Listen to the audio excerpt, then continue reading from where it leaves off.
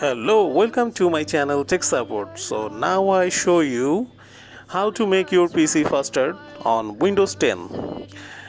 So first click Window, then Setting, then click here System.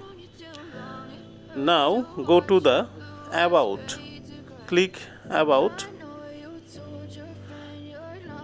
Then we should find the system info. Then click here and click Advanced System Setting. Then here click Setting.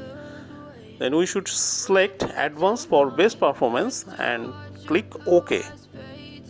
Now your PC is more faster. So thank you for watching this video and subscribe my channel.